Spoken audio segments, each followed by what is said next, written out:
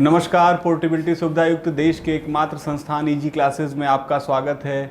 आज हमारे साथ एक खास मेहमान हैं, नितिन शाक्या हमारे साथ हैं, जो कि 2018 के आईएएस की परीक्षाओं में सफल हुए हैं। नितिन, हमसे प्री की लास्ट मोमेंट पे क्या स्ट्रेटजी होनी चाहिए, आप लोग कैसे तैयारी करें, अब जो 20-25 दिन बचे हुए हैं उनमें किन चीज़ों को पढ़ें, किन को छोड़ें और कैसे टाइम मैनेजमेंट करें, इन सारी चीज़ों पर हम नितिन से बात करेंगे। नितिन, हम ये जानना चाहेंगे कि अब 20-22 दिन बचे हुए हैं प्री की परीक्षा में, तो क्या स्ट्रेटजी किसी भी स्टूडेंट को अब अपनानी चाहिए, कैसे उसको किन किन चीज़ों पर विशेष ध्यान देना चाहिए? हेलो, जैसा कि इन्होंने इंट्रोडक्शन दिया है कि मैं बाय प्रोफेशन में डॉक्टर हूँ, मेरा नाम नितिन शाक्या है और मेरी जो कहानी है यूपीएससी में काफ़ी रोचक रही है। मेरा पहली बार में इंटरव्यू कॉल आया था, सेकेंड टाइम में मेरा मेंस क्लियर हुआ था, थर्ड टाइम में मेरा प्री भी क्लियर नहीं हुआ था और फोर्थ टाइम में मेरा जो बीच के अटैम्प्ट है उसके बाद अब जाके सिलेक्शन हुआ है। तो मेरा जो है थोड़ा रिवर्स प्रोसेस चला है सिलेक्शन में। लेकिन मैं आज आपको प्रीलिम्स में अच्छा स्कोर कैसे लाया जाए उसके बारे में बात करता हूँ। मेरा जो इस टाइम जो स्कोर आया था इस अटैम्प्ट में वो 120 था और लास्ट टाइम जब था मेरा वो था 130। तो मेरा प्रीलिम्स में स्कोरिंग अच्छी रही है। तो मैं कुछ टिप्स जो लास्ट टाइम के टिप्स हैं वो मैं आपके साथ शेयर करना चाहूँगा। मैं अभी आपको ये नहीं बताऊँगा कि क्या हमें पढ़ना चाहिए, लेकिन पेपर को अटैम्प्ट कैसे करना है उसके बारे में मैं आपसे डिस्कस करूंगा। सबसे पहले तो हमें 3 स्टेप्स में पेपर को अटैम्प्ट करना है। 30-30-30 का मेरा एक रूल होता है कि फर्स्ट अटैम्प्ट में आप 30 क्वेश्चन को अटैम्प्ट करिए जो आपको बहुत अच्छे से आते हैं। उससे क्या होगा कि साइकोलॉजिकल आपको रिलैक्सेशन आएगा। आपने जनरली देखा होगा कि कोई भी क्वेश्चन होता है वो आप एग्जामिनेशन हॉल में करते हैं तो आपसे गलत होता है और वही क्वेश्चन अगर आप घर पे करते हैं तो वो काफ़ी ठीक होता है। तो ये होता है रिलैक्सेशन टेक्निक। तो आपने जब पहले 30 क्वेश्चंस जो हैं आपने रिलैक्स मूड में कर दिए कि आपको जो बहुत अच्छे से आते हैं वो 30 क्वेश्चन आपके ठीक हो गए, आपको एक रिलैक्सेशन की फीलिंग आ गई।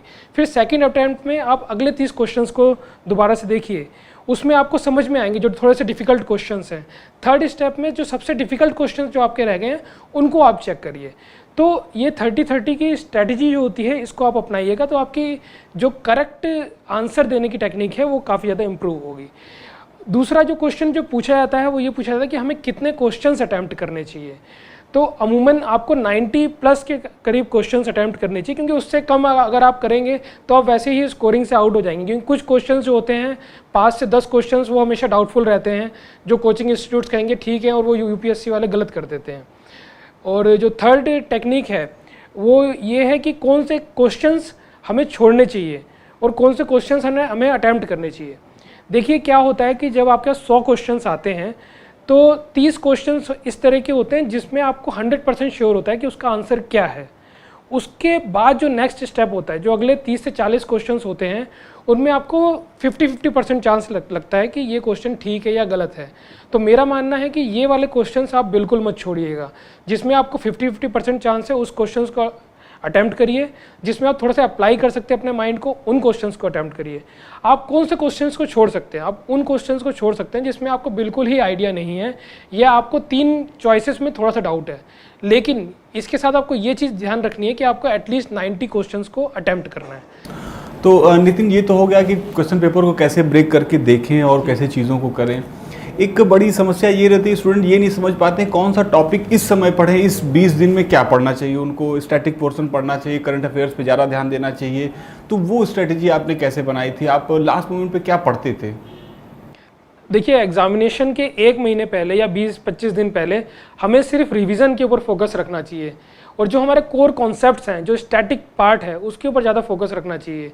हालांकि कुछ क्वेश्चंस जो होते हैं वो उस महीने के भी आते हैं, 15 तारीख तक के जो क्वेश्चंस होते हैं करंट अफेयर्स के वो भी आते हैं, लेकिन आपको कंपैरेटिवली कम टाइम इन्वेस्ट करना चाहिए करंट अफेयर्स के ऊपर। ज़्यादा टाइम आपको किसके ऊपर फोकस करना है? जो आपके बेसिक्स हैं उसको रिवाइज करने के लिए, जो करंट अफेयर्स जो आपने पहले का पढ़ा है उसको रिवाइज करने के लिए, और जो आपके कॉन्सेप्ट्स हैं, जो आपने टेस्ट सीरीज वगैरह करी है उसमें जो आपको डिफिकल्ट क्वेश्चंस थे उसको रिवाइज करिए। नितिन, अगर मैं स्पेसिफिकली आपसे पूछूं कि सब्जेक्ट्स को कैसे ब्रेक करके, आपने बोला कि करंट अफेयर्स पे कम ध्यान देना होगा, इस समय रिवीजन आपको ज़्यादा करना होगा, तो उसमें मैं बोलूं कि अगर आप क्या करते, किन चीज़ों का ज़्यादा रिवीजन करते? आप जैसे हिस्ट्री पढ़ते, मतलब अगर आप एक जो 15 घंटे का एक स्टूडेंट के पास, इस समय कोई स्टूडेंट कहीं कोचिंग नहीं जा रहा होगा, सब लोग घर पर पढ़ाई कर रहे होंगे, तो वो जो मान लीजिए 10 घंटे वो सोता है और अपनी जो उसकी रोज़ की कार्यप्रणाली उसको करता है, तो जो 15 घंटे होंगे उसे आप किस तरीके से ब्रेक करके तैयारी करते हैं? देखिए, मेरा जो ब्रेकेज रहेगा वो टाइम का, वो 60% ऑफ द टाइम जो रहेगा, 60 to 70% वो मैं बेसिक्स के ऊपर डिवोट करूँगा और उसको भी 4 से 5 पार्ट्स में डिवाइड करूँगा। क्योंकि कुछ क्वेश्चंस होते हैं जैसे पॉलिटी के क्वेश्चन है या हिस्ट्री के क्वेश्चंस हैं या इकोनॉमिक्स के क्वेश्चंस हैं, ये आप किसी भी हालत में गलत नहीं कर सकते। ये कुछ फैक्चुअल क्वेश्चंस होते हैं, बस आपको माइंड क्लैरिटी होनी चाहिए कि अगर गवर्नर के बारे में कुछ क्वेश्चन पूछा गया है, प्रेसिडेंट के बारे में कुछ क्वेश्चन पूछा गया है, वो काफ़ी ट्रिकी क्वेश्चंस बन जाते हैं, लेकिन काफ़ी सिंपल क्वेश्चंस होते हैं और वो आपके 100% करेक्ट होंगे।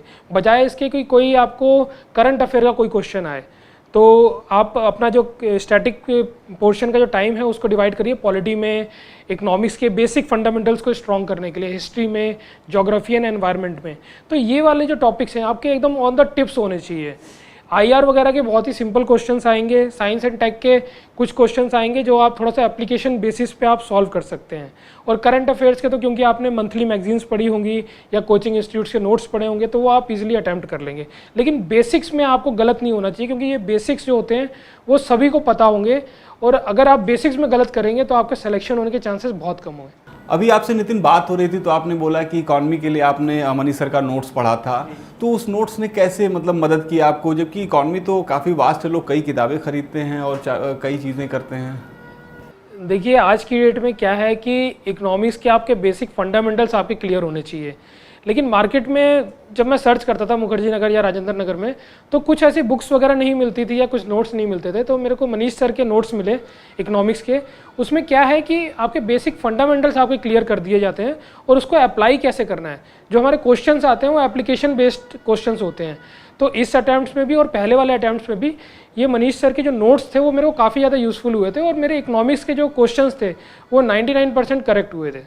ये तो हो गया जीएस के बारे में। जीएस के बारे में आपने बताया कैसे ब्रेक करें, किन चीज़ों पे ध्यान दें, स्टैटिक पोर्शन ज़्यादा पढ़ें और बेसिक्स में गलती कोई ना करें। ये आपने एक फंडा बताया प्री क्वालिफाई करने का। सर, एक बड़ा रोल सीसैट भी है। सीसैट अगर क्वालिफाई नहीं करेंगे तो फिर सारी तैयारी धरी की धरी रह जाएगी। जैसे कि सीसैट का जो पेपर है वो क्वालिफाइंग है, तो एक मिसकंसेप्शन है स्टूडेंट्स के बीच में कि ईजिली आपका सीसैट का एग्ज़ाम निकल जाएगा। ये ऐसा नहीं होता है। अगर आप कभी किसी भी साल का रिजल्ट देखें तो सीसैट में बहुत सारे स्टूडेंट्स फेल होते हैं।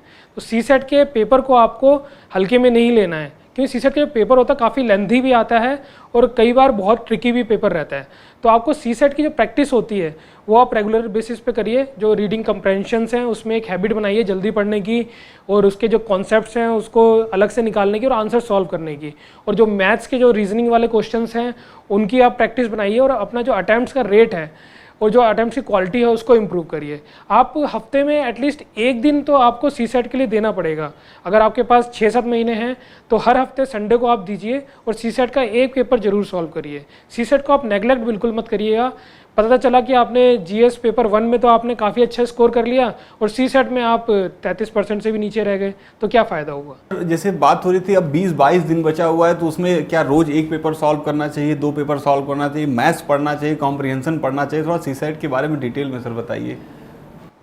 लास्ट का जो कुछ दिन हमारे बचे हैं तो सीसैट अधिकतर लोग तो प्रिपेयर कर लेते हैं, लेकिन जिनके प्रिपेयर नहीं हो पाए हैं तो मैं ये एडवाइस करूँगा कि किसी कोचिंग के नोट्स ना लें। अभी जो पुराने जो पेपर्स जो यूपीएससी के ओरिजिनल पेपर्स हैं उनको निकालें और एटलीस्ट 1 घंटा डिवोट करें।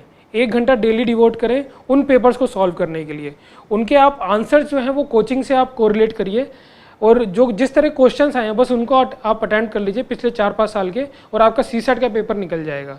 लेकिन आपको वो थोरोली करना है, 1 घंटे जो है पूरा अच्छे से उसमें निकालना है और जो उसको अटेम्प्ट करने की टेक्निक है उसके ऊपर फोकस करना है। देखिए, नितिन ने ये कहा, इन शॉर्ट में अगर ये बताऊं आप लोगों को, तो नितिन ये कह रहे हैं कि भाई रोज कम से कम 1 से 2 घंटे सीसैट के प्रीवियस ईयर के क्वेश्चन पेपर्स को सॉल्व करें, कॉम्प्रिहेंशन को खूब पढ़ें, जीएस में बेसिक्स का एक भी सवाल गलत नहीं होना चाहिए। ये नितिन का कहना है कि नितिन ये कह रहे हैं कि भाई 99% आपके बेसिक्स के सवाल सही होने चाहिए। नितिन, यूपीएससी तक पहुंचने की आपकी कहानी बड़ी रोचक रही है। आपने पहले एमबीबीएस किया, फिर एनेस्थीसिया में एमडी किया, उसके बाद फिर यूपीएससी में आए। तो आपका तो वो फील्ड भी बहुत अच्छा था, फिर आपने ये इधर का रास्ता क्यों चुना?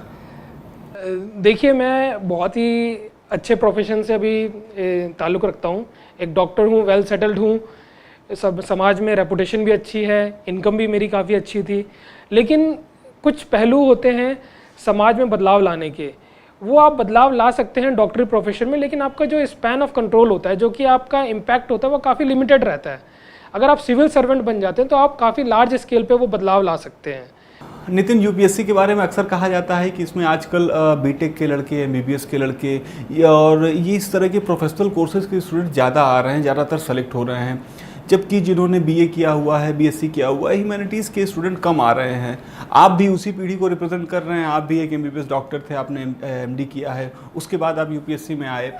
तो आपको क्या लग रहा है, आपको कौन सा एज मिल गया कि आपका यूपीएससी में सिलेक्शन हो गया और उन लोगों का कम हो रहा है? देखिए, मैं ऐसा तो नहीं कहूँगा कि साइंस मीडियम वाले जो स्टूडेंट्स होते हैं उनको कोई एज मिलता है। अगर ऐसे ही होता तो मेरे को फर्स्ट अटैम्प्ट में सेलेक्ट हो गया होता, मेरे को इतने 5-6 अटैम्प्ट्स नहीं लगते।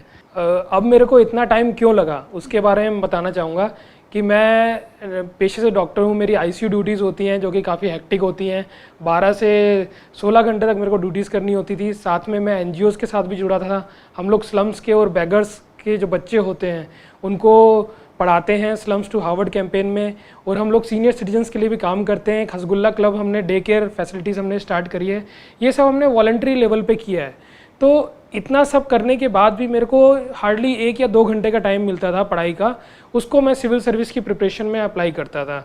और जो मेरी स्लीपिंग टाइम था वो काफ़ी ज़्यादा रिड्यूस्ड हो गया था। तो आप देख सकते हैं कि मतलब इतना बिजी शेड्यूल होने के बाद मतलब somehow I was able to crack this exam. Nitin, ये तो आपने पीटी की बहुत अच्छी स्ट्रेटेजी बताई और मैं उम्मीद करता हूँ कि आप लोग भी इसको फॉलो करेंगे। बहुत बहुत धन्यवाद आपका, आप आए, अपने कोचिंग में आए, दोबारा आए। ठीक है, थैंक यू।